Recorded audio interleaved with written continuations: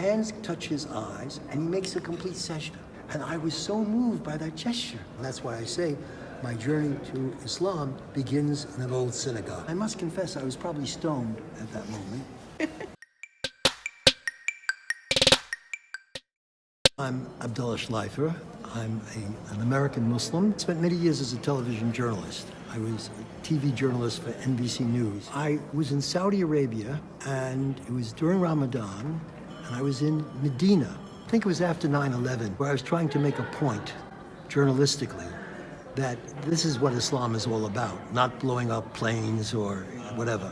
And so it's incredible to be sitting there at the Prophet's tomb and breaking fast. And every Saudi had his thermos bottle and some dates. And the big question was, who would have myself and the camera crew as their Ramadan guests?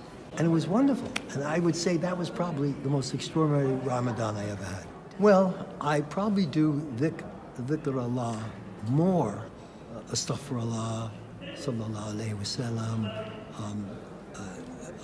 la ilaha illallah. You can break the fast with anything you want, but since at that time I was addicted to tobacco, which I'm happy to say I gave up on the eve of my 40th birthday. The first time I broke my fast, before iftar, before I prayed Maghrib, I smoked a cigarette, and my body had been clear of nicotine for 24 hours. And so the nicotine really hit as a drug, which you wouldn't feel if you were smoking all the time. And suddenly, I'm woozy, and in the sense as if I'm intoxicated. And then, of course, I remembered, I think it's Quran, do not pray if you're intoxicated.